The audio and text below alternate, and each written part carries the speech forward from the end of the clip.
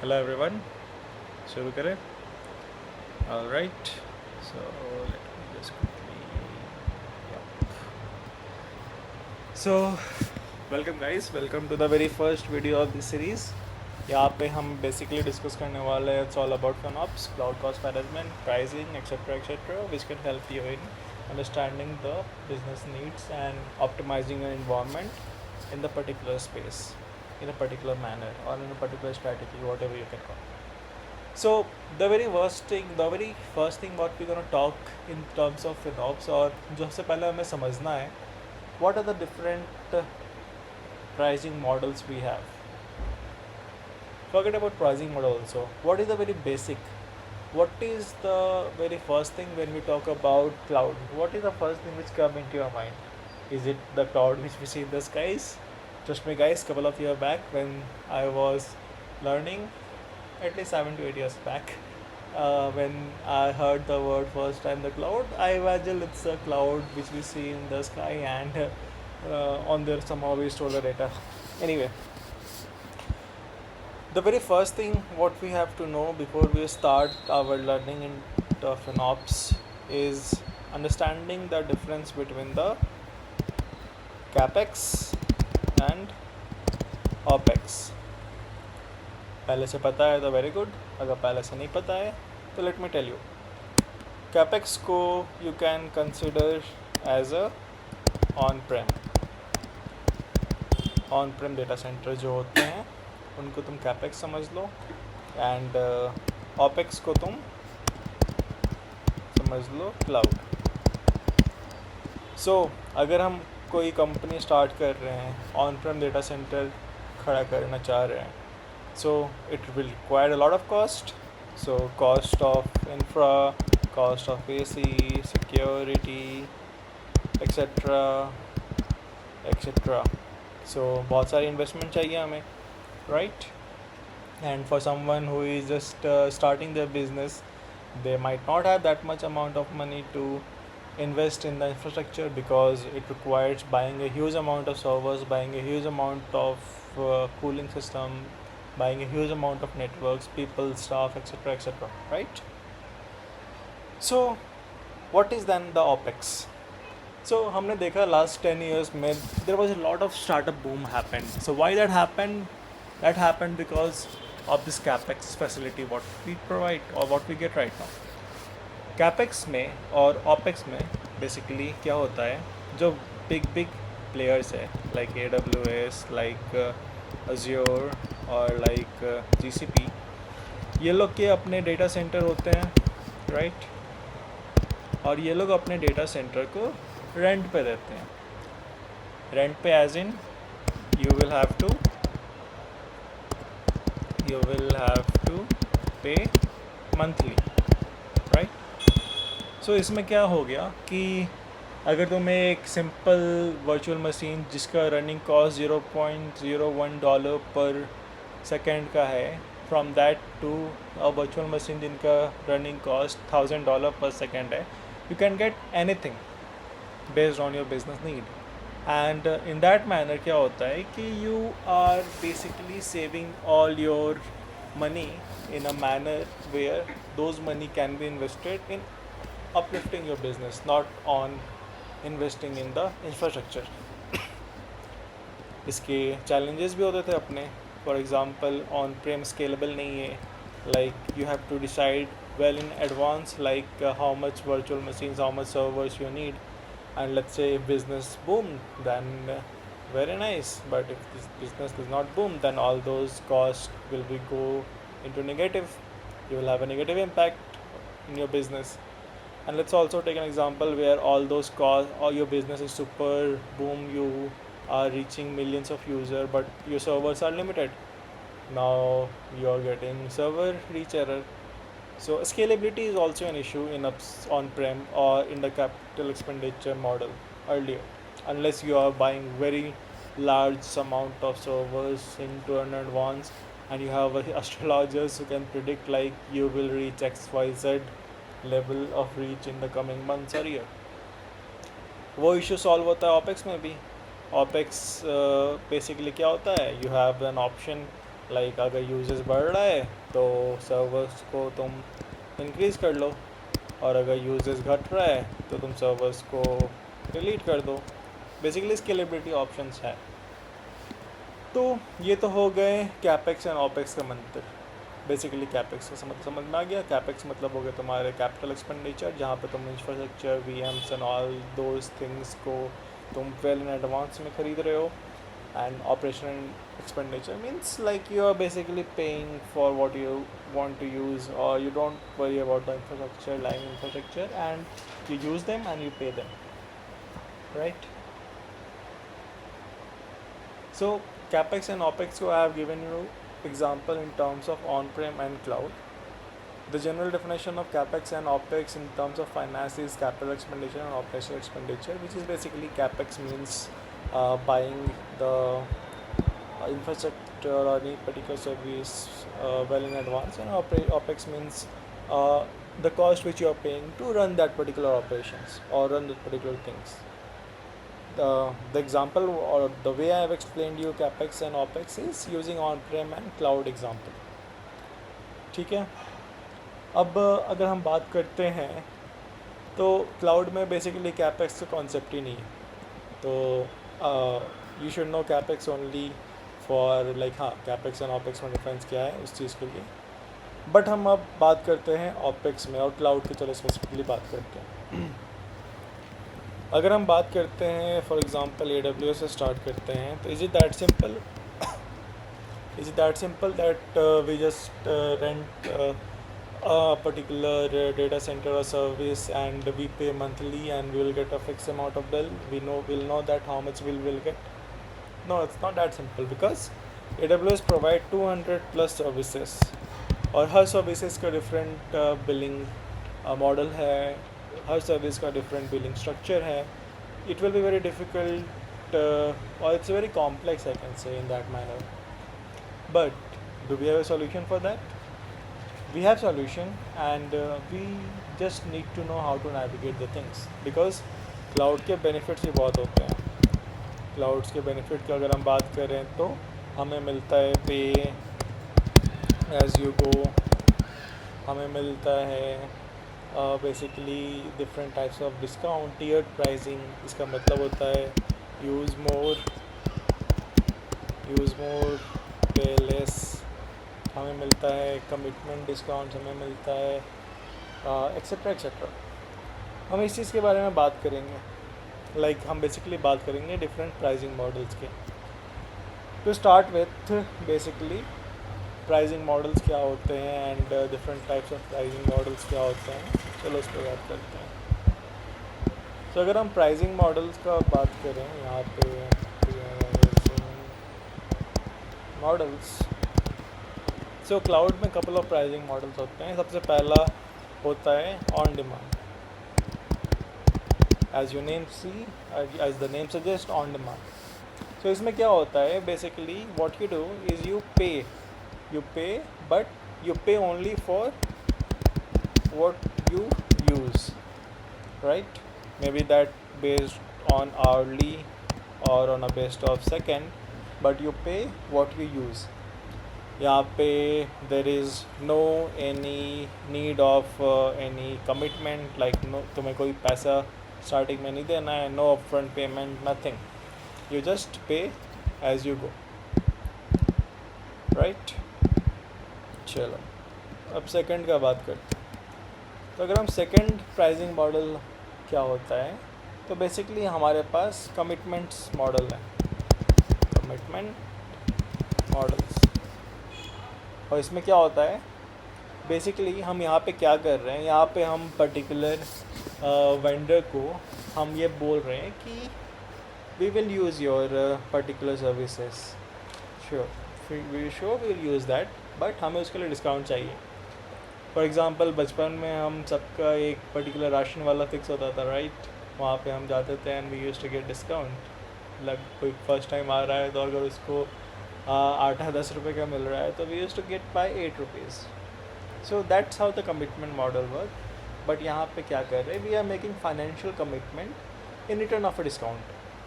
And how much that commitment model can give us the discount? So they can give us discount up to 75%. So using commitment models we can get up to 75% discount. But यहाँ पे भी अलग अलग variation होते हैं, जैसे savings plan है, reserve instance है, कंप्यूट सेविंग प्लान से, कन्वर्टेबल आरआईज है, स्टैंडर्ड आरआईज है, EC2 इंस्टेंस है, एंड उसके लिए अलग सेविंग्स प्लान होते हैं. There are lot of things which we will be learning well in advance when we go. But pricing models का बात करते हैं तो हमने अभी तक दो डिस्कस किया. ऑन डिमांड, जहाँ पे हम पे एज यू गो कर रहे हैं आवरली बेसिस पे, जिस पे कोई हमें डिस्काउंट नहीं मिल रहा है, what ever the list price जो कि उस पर्टिकुलर वेंडर ने अपने मार्केट प्लेस पर डाला है वही चीज़ पे हमें मिल रहा है. फॉर एग्जांपल MRP पे हमें मिल रहा है. कमिटमेंट मॉडल्स का हम बात करते हैं तो यहाँ पे हमें डिस्काउंट मिल रहा है, जहाँ पे हमने कमिट किया है कि we will use your particular services, but हमें उसके लिए डिस्काउंट चाहिए, राइट. एक और टाइप का होता है स्पॉट. Exactly, spot on. इसका कैच ये है कि ये तुम्हें 90% तक का डिस्काउंट दे सकता है. ग्रेट, 90%. सो हम लोग इसको यूज़ क्यों नहीं करते? यूज़ करते हैं, but we can not rely on the spot instances. For an example, spot का कॉन्सेप्ट ये है क्या, अगर एक पर्टिकुलर डेटा सेंटर में कोई स्पेस कैपेसिटी बचा हुआ है, राइट, अगर स्पेयर में बचा हुआ है तो वो तुम्हें AWS एलोकेट कर देगा. चलो हाँ, तुम हमारे पास फॉर एग्ज़ाम्पल 10 VMs है, अभी at the point of time में 90 यूज़ हो रहे हैं, 10 खाली है, तो वो 10 स्पॉट इंस्टेंस में जाके तुम्हें मिल गए 90% डिस्काउंट पे. बट द कैच इज़, जब जहाँ उसको ऑन डिमांड या फिर जहाँ पे उनको कस्टमर्स मिले जो उनको वो 10 पर्टिकुलर VM चाहिए, ये तुम्हारा स्पॉट ख़त्म कर देगा. मतलब you will not be able to use it, right. तो इसका मतलब क्या है कि यहाँ पे तुम्हारा डिस्काउंट तो मैक्सिमम है, you can leverage spare capacity, but ये अनरिलायबल है क्योंकि यहाँ पे फ्लक्चुएशन होते रहते हैं अवेलेबिलिटी में, right. So that's the third type of pricing model. और एक और प्राइसिंग मॉडल होता है, कह लो इसको तुम फ्री टियर. फ्री टियर में क्या होता है बेसिकली, अगर तुम्हें याद होगा, वेन एवर और अगर in future you will start creating AWS account, then तुम्हें कुछ क्रेडिट्स मिलेंगे. वो क्रेडिट्स मिलेंगे जो कि तुम्हारे एक्सपेरिमेंट के लिए होंगे, तुम्हारे लर्न के लिए होंगे, बिफोर यू पे एनी और before you go with any particular plan. So उस चीज़ के लिए क्रेडिट्स मिलते हैं, तो वो तुम कंसिडर कर लो फ्री टियर के लिए. तो that is more like for learning purpose only, not very much enterprise focused. But yeah, for an individual you will get credits, I think up to $200 or more. You have to check that. And in that manner, these are the major pricing models what we have: on demand, commitment, spot, and free. Now अगर हम बात करते हैं cloud में, तो cloud में cost कौन सा चीज़ है जो ड्राइव करता है सबसे ज़्यादा? सो 3 चीज़ है जो सबसे ज़्यादा क्लाउड में कॉस्ट ड्राइव करता है. सबसे पहला जो हो गया वो कंप्यूट है. सेकंड जो हो गया तुम्हारा स्टोरेज है. थर्ड जो हो गया वो तुम्हारा डेटा ट्रांसफ़र है. अगर कोई कंपनी ये 3 चीज़ को अच्छे से मैनेज कर ले, then their infrastructure will be very much optimized, because most of the cost occurs within this particular tiers or these particular services.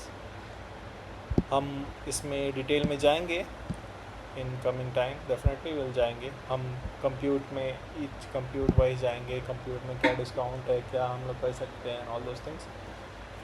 We will go to all those things. But before that, अगर हम बात करते हैं कि चलो ठीक है, हमने क्लाउड प्राइसिंग का बात किया है कि बहुत सारे सर्विसेज होते हैं, हर सर्विसेज का अलग अलग प्राइसिंग होता है. 3 सर्विस है, कंप्यूट, डेटा ट्रांसफ़र और स्टोरेज, जो कि बहुत मैक्सिमम कॉस्ट इंक्लूड करता है. हमने कैपेक्स एंड ऑपेक्स की बात किया. अब हमें रिसर्च करना है किसी भी पर्टिकुलर प्राइस का, तो हम कैसे करेंगे? सो इसमें क्या होता है ना, बेसिकली क्लाउड फिनॉप्स का एक पर्टिकुलर एरिया होता है कि उन्हें रिसर्च भी करना होता है कि कौन सा, चलो बिजनेस केस आ गया तुम्हारे पास कि तुमको एक पर्टिकुलर वर्चुअल मशीन चाहिए जो कि मेमोरी ऑप्टिमाइज हो, एक्स वाई जेड रीज़न में हो, ऑल दोज थिंग्स। बट तुम उसका कॉस्ट कैसे तुम रिसर्च करके स्टेक होल्डर्स को बताओगे कि this much how you will have to pay. So उसके लिए क्या होता है ना, उसके लिए तुम्हारे पास एक डेडिकेटेड पेज है। Let me take you that AWS pricing page. So हम अब अभी AWS का एग्जांपल ले रहे हैं, we will see all others vendors also, but for this time being let me take you to the AWS pricing page, right. So हम यहाँ पे क्या करेंगे, let me go to the AWS product and services, और यहाँ पे हम क्या करने वाले हैं, late me navigate to the product, और यहाँ पे मैं कंप्यूट में जाता हूँ, क्योंकि मैंने क्या बताया था पहले कि 3 सर्विसेज जो कि सबसे ज़्यादा कॉस्ट करता है वो compute, storage and transfer. So let me take an example of compute, और कंप्यूट में let me take the example of EC2 instance जो कि वर्चुअल मशीन है। सो यहाँ पे आ गए हम, यहाँ पे हम देख रहे हैं कि we have a beautiful page. यहाँ पे हमने व्हाट इज़ EC2 का डेफिनेशन लिखा हुआ है, benefits and all and all and all. और यहाँ पे अगर हम प्राइसिंग में जाते हैं तो वी विल सी कि क्या क्या ऑप्शंस है। तो we have on demand instance जो कि हमने पहले बात किया था कि pay as you go, we have savings plan, we have also RI, but savings plan RI commitment discount का बात होता है जो कि हम डिस्कस करेंगे more in detail. Spot instance के बारे में हमने सुना।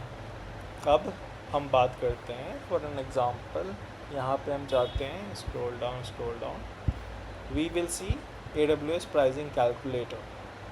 So what is this? Let me click on this. So this is the part where you will do R&D research. So यहाँ पे basically you will have to, let's say कि तुम्हें EC2 और virtual machines चाहिए, so you will have to select all these things what you want, shared instance, dedicated host. So EC2 में हमें चाहिए dedicated, उसके ऊपर सबसे पहले रीज़न आता है। तो here you will see which particular region you want. So there are a lot of different region. Asia में let me check for, or let me go with the Mumbai. And हमें कौन सा operating system चाहिए, Linux या Windows, different types of option what we have, हमें Ubuntu चाहिए। And हमें यहाँ पे बेसिकली क्या होता है, कितने इंस्टेंस चाहिए हमारे बिजनेस के, इसके लिए हमें 400 चाहिए। फिर यहाँ पे तुम्हारे दिखते हैं कि तुम्हें बेसिकली यहाँ पे और भी चीज़ सेलेक्ट करना है। लाइक यहाँ पे हमने ये सेलेक्ट किया, राइट। तुम्हें सेलेक्ट करना है कि कोई पर्टिकुलर इंस्टेंस फैमिली रिकमेंडेड है कि नहीं। अगर तुम्हें मेमोरी ऑप्टिमाइज चाहिए तो let me go with the M series. यहाँ पे तुम्हारे पास कितने नंबर ऑफ VCPUs चाहिए, कितने नंबर ऑफ मेमोरी चाहिए, you will select all those things, and based on this here you will see all the recommendation or what are the instance which is present. For an example, if I select M61.2x large, तो हमें यहाँ पे दिख रहा है कि हमारा on demand कितना पैसे लगेंगे, तो $0.4584 पर आवर हमें दिखेगा, हमें लगेगा cost, right. If you scroll down here we have some other options which we will ignore for now.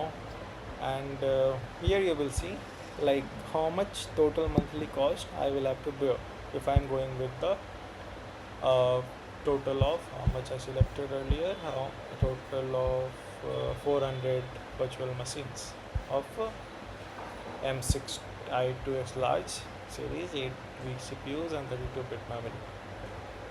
So ये part वो हो गया जहाँ पे हम on demand में जा रहे हैं and we are saying that we will buy all those things, and this is how the calculation it is shown.